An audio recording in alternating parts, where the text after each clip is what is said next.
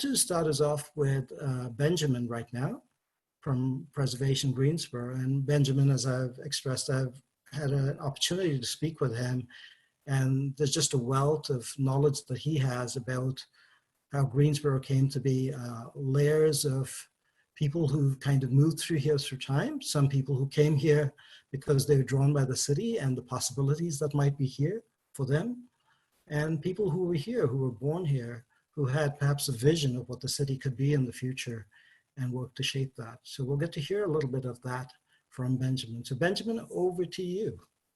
Okay, so that's 210 years of history in 7 minutes, right? Yes. So that's fine. Well, thank you for having me on, and it's nice to see familiar faces looking back at me and familiar names that are there. So I'm looking forward to talking about this. And just to preface, my perspectives really on history come through a lens of architecture and the built environment. Built environment can include parks and factories and entire neighborhoods. And that is what really directs me in my focus on the history and sort of the conduit by which I try to look at the city and understand how the city's changed. But a few days ago when Lyndon and I spoke, we started off with what is in Greensboro's DNA that makes us a little bit different or a lot different than other cities, especially in the South, but really nationally. And of course, it's the people that make the primary difference in our community, but it's we have an interesting mix of individuals who have very, very deep roots in the community. There were several initial groups of people that made this, that were sort of unusual to North Carolina and to the South, that settled here early on. An early group are Quakers. Full disclosure, I'm a Quaker still. And the Quakers were sort of a counterbalance to the Moravians that settled in Winston-Salem and Old Salem. The Quakers valued equality amongst men and women, old and young, male or black and white. They thought all people were seen by God as equal, and that's a very different approach to humanity than what was popular at the time, obviously. And so in order for Quakers to better understand, to better listen to the word of God and the will of God, they thought that the way to improve that was through education. And so from the very beginning, Quaker people felt that it was important that young people be educated. And even surveyors and census takers that came through Guilford County, even in the 1700s, within the first 25 or 30 years of settlement in this county, remarked how unusual it was that nearly everybody could sign their name. They were literate. So we have sort of an egalitarian educational platform on which this community was started, alongside another important group being the Scotch-Irish Presbyterian. And I'll say this because I also have some of that in my DNA, but Scotch-Irish are frugal. They're pragmatic, they're practical. There's an awful lot of that in Greensboro today, a frugality, a practicality. People aren't showy in Greensboro per se. I hear people talk about how Winston-Salem is maybe a little more showy, and certainly Charlotte, but in Greensboro, modesty is still something that's honored today. So we have sort of a pragmatic aspect from the Presbyterians, and egalitarian aspect from the Quakers.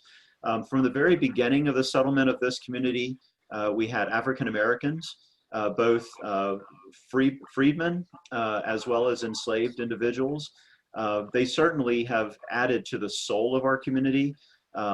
They have added a culture of music and storytelling and family and church, because African Americans often would organize community through churches, and churches often organized schools. in Greensboro, and so you had a remarkably strong blending of this, of the Quakers and the Scotch-Irish Presbyterians and the African Americans early on, with a focus on education and individualism in the community. And the latecomers to our city that really make us unique from others in the region is the Jewish population. There were individuals of Jewish faith in Greensboro early on, before the Civil War, but really came together in the 1890s with new stores along Elm Street. People settled here from Wilmington and from Goldsboro. And then, of course, the Cohn brothers established a large manufacturing facility here in making cotton fabric that they were sure that everybody would think would be a revelation because of the proximity between the cotton mills and the factory. But they thought revelation might be a little offensive to their Christian cohorts in the community, so they changed revelation to revolution, and that's why we have Revolution Mill.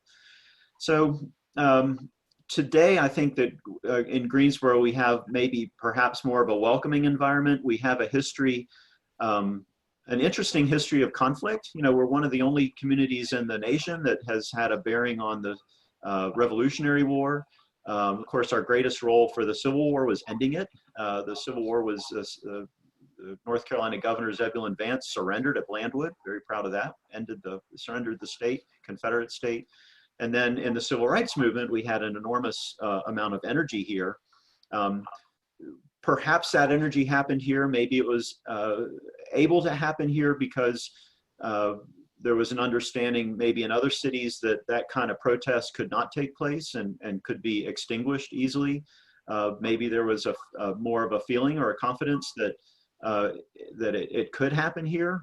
And so we had sit-ins, peaceful sit-ins that happened here in Greensboro that really began to change the way that people saw civil rights in our country.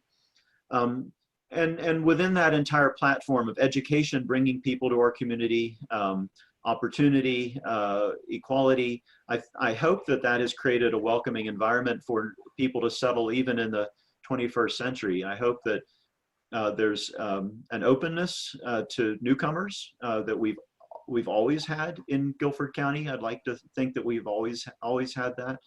And I hope that we are able to grow that on that tradition even stronger into the future. So again, that's my perception through a lens of architecture and history and neighborhoods and what I've grown to know and love and learn about the community through my research on our built environment. Lyndon, did I touch on everything? Yeah, thanks. Maybe Benj, one question for you. And you know, some people have pointed out that Greensboro is something of an incubator for social change efforts, right? And we've had the civil rights movement. This was perhaps an important stop on the Underground Railroad. And there are other things that have happened here. And perhaps it's a function of that unique history that you've kind of laid out for us, like the populations who settled here from the Quakers and the Jewish populations who moved in here, but also the African-American community from days of slavery and segregation that also put forward kind of the social needs there, and the educational infrastructure that was built here that also created a certain kind of perhaps enlightened orientation towards the world that we might live in. Could you speak to that idea of perhaps this community being something of an incubator for positive social change? Well, we have a rich history of experiences, some of those experiences being wonderful and some of those experiences being tragic. We have uprising in 1969. We have the massacre that happened in 1979. And I think that especially from my new perspective that I'm gaining from the African-American community, we had some amazing role models in the African-American community for Black citizens, of people that were highly educated, highly capable, and highly political.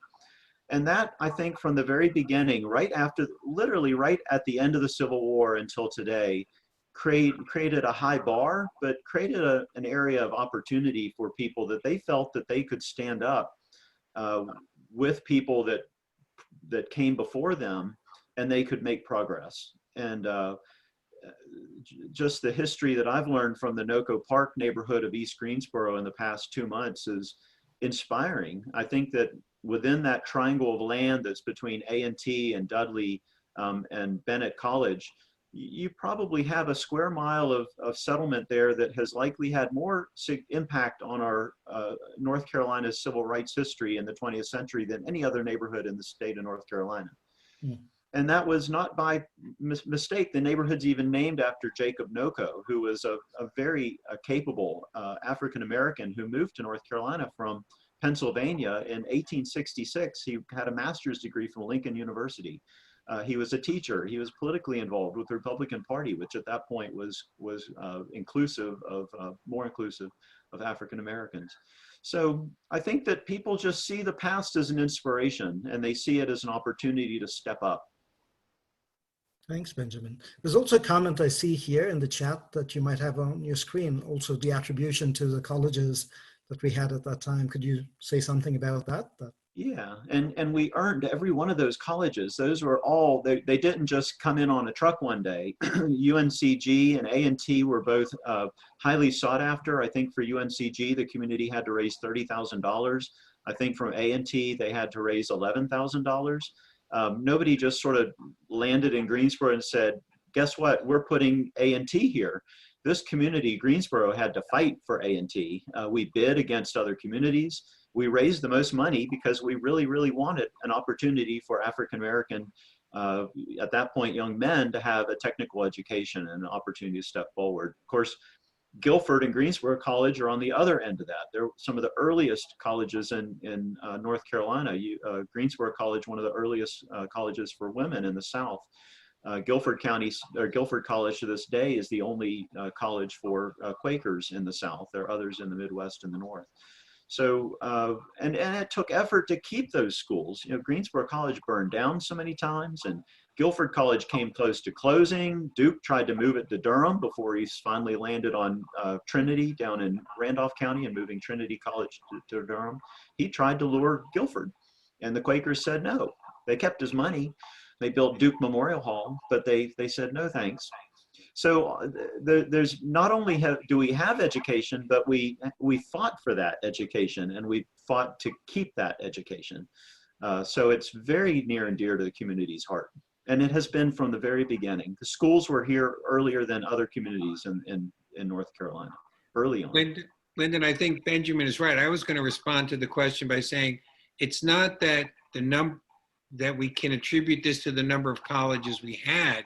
Why were the colleges here? That's really the question. They had, as Benjamin said, they had alternatives to settle anywhere. But Greensboro was attractive, and because the colleges settled here, we had an educated population. So it was the colleges that came first, not the educated. Well, I mean, to some degree, the educated population was here, but the colleges came here because of that, which then led to a general increase in the education level. Say one more observation that I've thought of last week, but I feel like I'm a native Guilford County person, and Guilford County is different from Randolph and Rockingham County. We're a lot different, and I think the difference is that when the Quakers and the Scotch Irish, and then we also had German Reformed in Eastern Guilford County, when they settled here, they were not frontiersmen escaping civilization. They all came from Philadelphia. Greensboro, make no mistake, is the southernmost suburb of Philadelphia, hands down, no question. And these were educated people who had capital, they had money, they were trained, they came with an urbanity about them, and they settled in Guilford County. And so they brought that love of education and the talent and an urban perspective. I think that other counties, not to pick on them, but Chatham County and other counties in the state sometimes had people who were sort of escaping civilization, and they were moving out for opportunities on the edge of civilization. So they weren't organized, but the ones that moved here came from a very organized urban environment in Philadelphia. Great. Thanks, Benjamin. And there are a couple of other questions and comments in the chat, but I'd love to move ahead, and Benjamin, if you don't mind, take a look at those, and maybe you can respond via chat as well. But I'd love to bring Preston on now. And Preston is, a storyteller and an artist. And through his works, he helps us make sense of what's going on in the world around us and think more deeply about the choices that are for us and our own values and our own actions. And I've had a couple of short chats with Preston, but which I've appreciated greatly for the depth of thinking and insight that he brings. So I'm delighted, Preston, that you're here with us. I'd love to turn the floor over to you. Fantastic. It's great to be here. I am fascinated. I'm endlessly fascinated. I keep looking around. I love Zoom. There's something that's so remarkable about the fact that we're all here together. And it's my stage for the next little bit. So I'm trying to figure out all the tricks that we can do to make people appear or disappear or whatever it might be. I am a storyteller by profession. That's what I do. I tell stories. I've done it in different ways. I was an actor, and so an actor brings a lot to a story. I've been a director. I am a director, and I, as a director, tell stories that way. And I'm also a playwright, and so I create stories.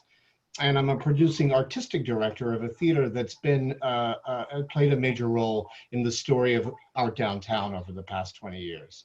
So I'm fascinated by story, and I want to talk a little bit about how I got there. I come from those people who were escaping and went to other counties besides Guilford. My family goes back in the Appalachian Mountains to the 18th century. My great however many great grandfathers on my father's side was the first Baptist minister to go to East Tennessee. He was actually converted to the Baptist religion over in Alamance County, and he actually came to Alamance County from Philadelphia. So there all connects these little stories here.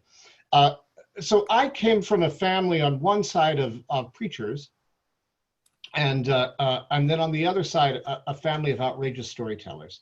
They're the ones who live up in Mitchell County and Yancey County, and every single event that I would go to, every family gathering, every time we would visit a relative, we would sit around tables, we would sit in living rooms, we would sit on front porches, we would gather in cemeteries, and we would tell stories. And many of those stories were stories that we had heard many, many times, but every time they were told as if for the first time. They were told to a new audience. They were told by the voice of the person who was telling it. And those stories would begin to connect us as a family, not with just the past, but also with the future. When I studied to be an actor and a director, I discovered Ingmar Bergman. And Ingmar Bergman says that the job of a director is to tell a story as if for the first time. And I thought, well, I come from a big family of directors then, because we've been doing that for generations and generations and generations.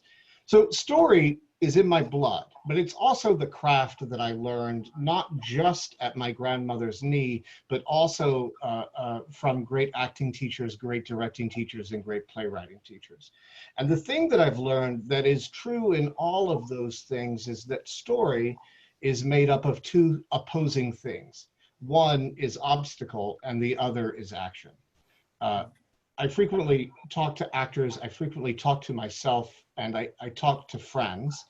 And I say the problem we have is that we frequently are always focused on the obstacle, that the obstacle has become the most important thing. An actor will go on stage and they will play the obstacle, and it becomes sort of an emotional trap. But in reality, the thing that a story does ultimately is provides us the opportunity to find the action that overcomes the obstacle, or not overcome the obstacle in the case of a tragedy, in which case, the obstacle wins. But there's always then the hope that it will be overcome by the next people who confront it. So for me, I'm continually looking at how you don't get caught up completely in the obstacle. I came to Greensboro for very specific reasons. One of them was the number of universities in this community. The other is the incredible history of openness, of welcoming, the role that the city played in the civil rights movement. But also I came to Greensboro because I know that as a city, we have sometimes got caught up in our obstacle, those lines that divide us, those lines that separate communities from each other. And I have then, from that long, long history of missionary Baptist preacher zeal and storytelling, a great desire to figure out how we use action and story to create empathy bridges to connect communities that have been split apart, that have been historically divided. That's the reason I'm here. That's the reason I tell my stories, is not to tell us what to do, but to present stories that maybe suggest the place where we want to investigate, the questions that we want to ask. I've created an imaginary city. It's called Hallborough. It's not Greensboro, as someone in All of the Play says at least once. Hallborough is sort of the dark side of a lot of towns around us. The obstacles are big because within them, I want them to be big actions to overcome them. That to me is story. The ability for us through imagination, through creativity, to look for those things that lead us somewhere new. And I hope I answered sort of the question. Thank you, Preston. That's wonderful. I perhaps wanted to build on what you said and talk about this idea of obstacles, right? Which are what makes stories interesting, that there is a big, hairy challenge that is not easy to overcome. And we find ourselves today, of course, with this COVID crisis, this epidemic, with a massive obstacle. And we're not sure what's the way forward. From a perspective of what you do of telling stories about overcoming obstacles, what might you offer us as what we might need to do as a community to find our way through this? You know, it's in many ways, I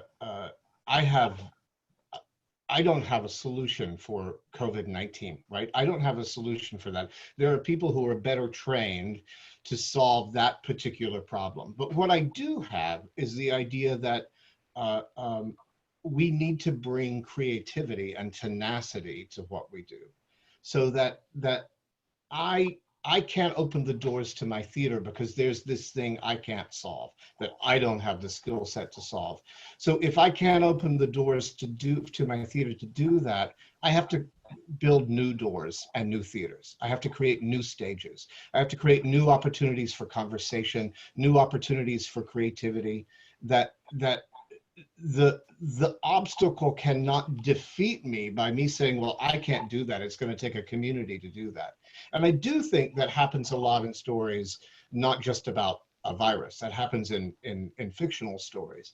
I can't alone do this. And because I can't alone do this, I need to figure out what my action is and how that action connects to the actions of the other people who are with me. And I love that that framing around action, right? And in a way, we're all kind of actors in this journey, right? This theater that's playing out. And what is your sense from theater about sometimes the heroic figure that maybe we expect to save us all, who's going to emerge out of somewhere, but sometimes it's a character that's on the fringes that is sometimes invisible. Do you have anything to say about the roles that we each might play in what's unfolding?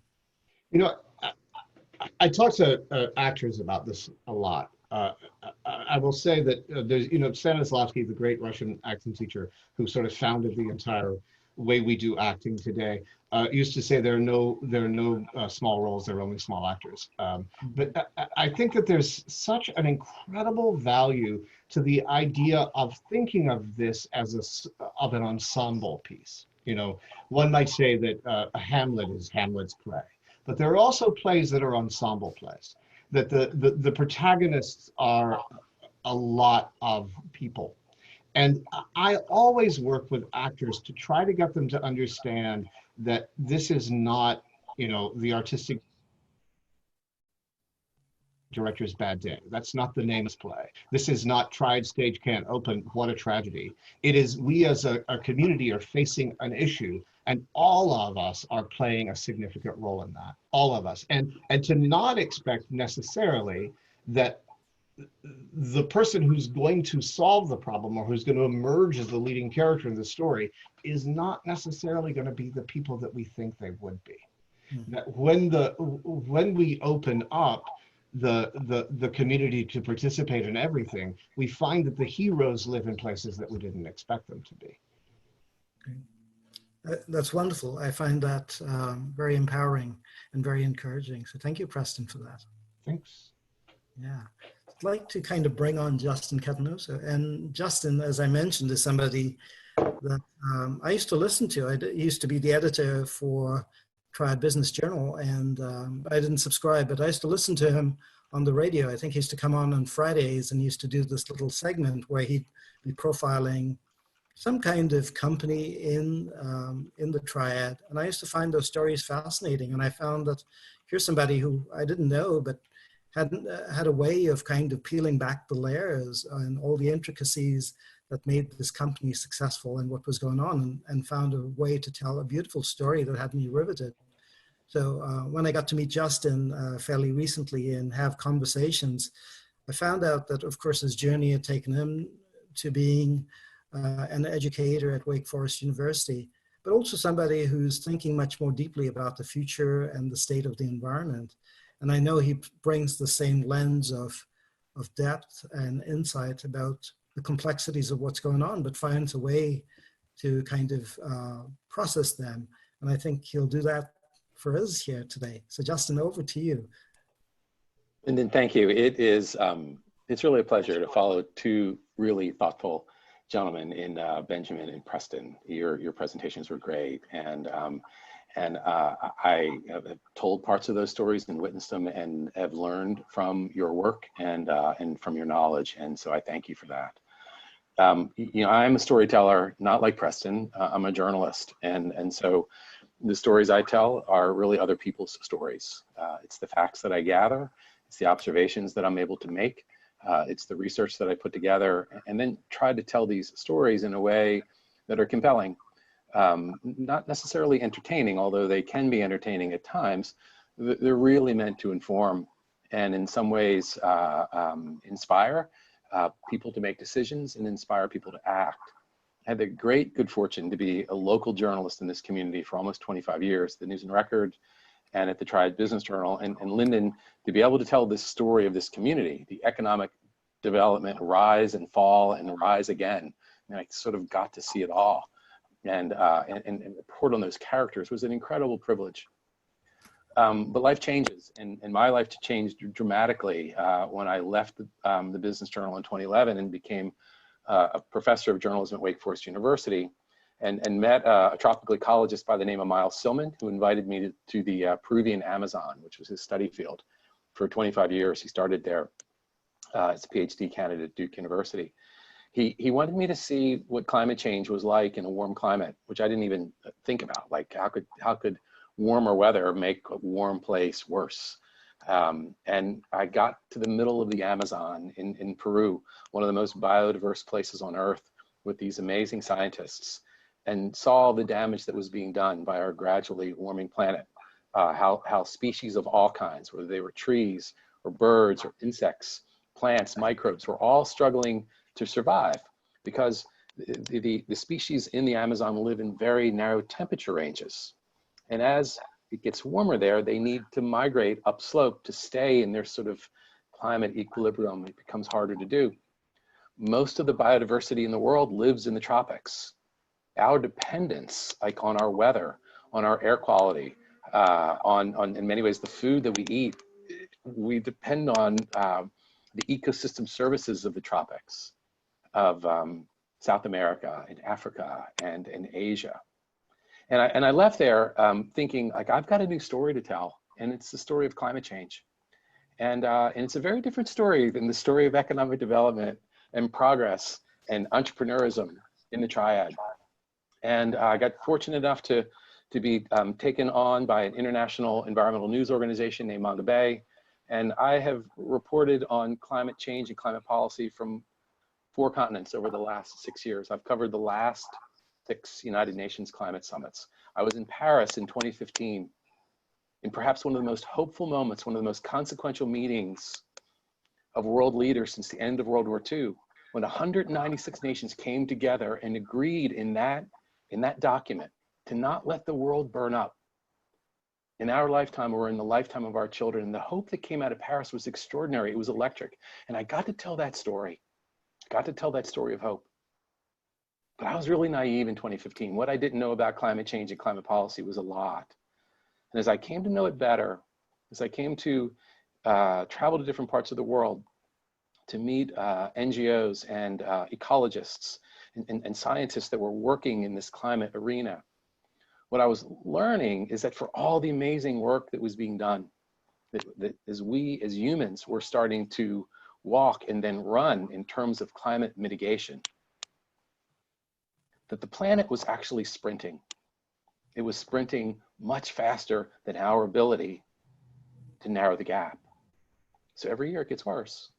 Every year is hotter than the next. Every year we put more carbon dioxide up into the atmosphere than the year before. Every year we deforest more than the year before. Every year we lose more species that are critical to the survival of those ecosystems which our life depends on. We promised ourselves in the Paris Agreement that we weren't going to do that we were going to stop. We were going to slow it down. And then Trump got elected. And I don't want to make this political, but when the US leadership in climate went away, there was this question, who will step into the leadership void? Will it be China? Will it be the EU? Will it be Canada? Will it be Japan? Everybody thought there would be positive leadership, but it's been the opposite. On the global stage, the leaders have been negative. And I witnessed this in Madrid in December. It was so demoralizing to see the world come together just 4 years after Paris and basically tell Greta Thunberg, one of the real heroes, one of the real characters, a Gandhian figure. I got to see her up close a number of days in a row. She's extraordinary. I got to see these leaders say to Greta, we don't give a shit about your future because we're not going to do anything. We're not going to emit less carbon. We're not going to cut down fewer trees. We're not going to dig less coal. We're not going to do anything. And this was Brazil, this was Russia, this was Saudi Arabia, this was Australia. Enlightened countries that should know better. We are all suffering the consequences of climate change. It's happening now in the midst of this pandemic. Nature doesn't care what we think. She only responds to our actions, and she is responding with a vengeance. These pandemics, these epidemics that we're seeing, are they climate related? We don't know, but it's not helping.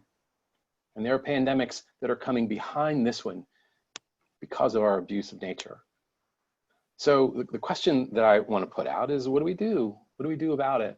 What can we do as individuals, as a community, as local governments, state governments, and national governments?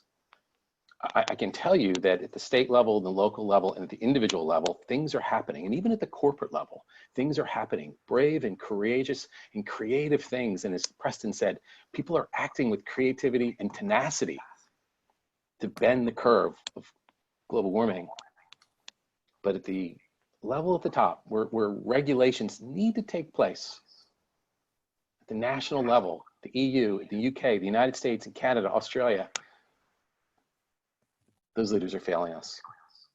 They are failing each and every one of us. They are failing our children. They are failing Greta and the millions and millions of young people that she has inspired into the streets every Friday until they weren't allowed outside anymore.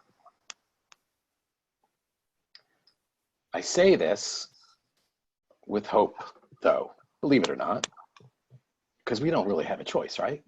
What's our choice? Give up? No, we're not going to give up. There's amazing things that can happen, and we actually know what to do. We just need to have the political will to do it. The world has to be different going forward. We cannot continue to act the same after this pandemic is over, or it will be difficult to sustain life on this planet in the next generation, 2 or 3. And I hate to be that gloomy, but that is the truth, and I'm done sugarcoating it. That is the truth. We are facing an existential threat right now to life on Earth. And this pandemic is just a trial run. Thank you, Justin. I mean, you seem to echo so strongly what Preston talked about, the obstacle and the action, right? The choice point here. And I just wanted to come back to the tension that might be also in place, which is used to cover business, right? And in a way, what's holding us back in a lot of this is the economics of the way that we live, that we're all enmeshed in, right? Our consumerism, how we live, the choices, our jobs, etc. Do you find, perhaps in the connection from the world that you used to cover so much around the nature of business, also hope for how business might change to be more ecologically sustainable, and how we might be able to shift the ways that we live to create the sustainable world that we need? Do you find some examples or stories that you can perhaps offer? Yeah, this is changing and surprising. Like Walmart is leading this in many ways. I mean, they're one of the more sustainable large companies, and they employ 1% of the America's workforce. They're doing it because it saves them money. They operate in very small margins, and so they are getting into natural light, into recycling, into less waste, into better logistics, so they're burning less gas and less diesel. It's all to save them money, but it all accrues to the atmosphere. But the example that I want to give you, and I reported on this just a couple of months ago, is Microsoft. Microsoft is one of our largest companies. They have operations on six different countries around the world. And they are a carbon zero company, and they've been that way since 2012.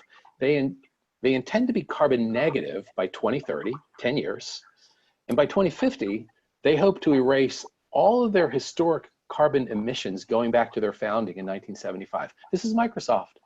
And they intend to do that by preserving forests throughout the tropics, throughout the United States and into Canada, that are these large, basically sponges for carbon dioxide. Trees pull our pollution from the atmosphere, and they hold it and store it as long as we keep them standing and don't cut them down. Microsoft is going to be investing in this technology.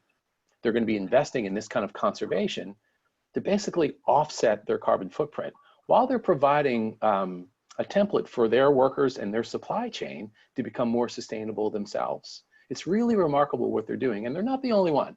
There are several hundred major corporations that recognize the threat of climate change to their ability to do business, and they're acting very, very aggressively. States are doing the same thing. Cities are doing the same thing.